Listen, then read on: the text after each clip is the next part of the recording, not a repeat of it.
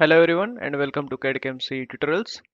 In this video, we'll be exploring shell feature available in the Solidworks. So we'll explore this feature using the three different examples. So in the first example, we'll create a closed shell feature that is having no opening. The second one is having an opening that is like an open box. And the third one is having multiple thickness. So let's begin it. So in order to start, first we have to create a solid block or a solid cube.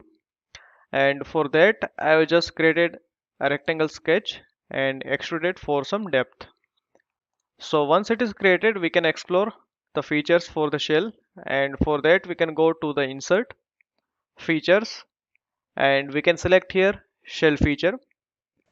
So in order to create the first example having the closed shell feature with constant thickness, so here we can specify the thickness of the shell, and in this case we don't have to select any of the face because we don't want to remove any of the faces. So here we just need to click on OK after specifying the thickness, and it will create a shell. So here it is not visible, so we can just click on the part, just right click, and we can select here top level transparency, and we can see that it has created a closed shell feature.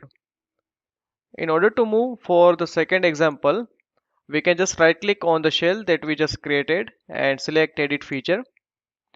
Now for the second example, in order to create an open box, so here we are having an option to select the face to remove, and still the thickness will be constant of 3 mm. So in order to create that open box, we can select any of the faces. So for this example, we'll create this top face and click on OK. So it will remove the selected face in order to create the shell. Now here we can see that all the faces are having the same constant thickness of 3 mm. So now let's see how we can change it for the different faces. Again right click and select edit features. Now here we can see that it is having an option for the multiple thickness settings. So let's say my default thickness is 3 mm, but I want to have thickness of 10 mm for the few of the faces. So specify the thickness, then select the faces for which you want the different thickness and click on OK.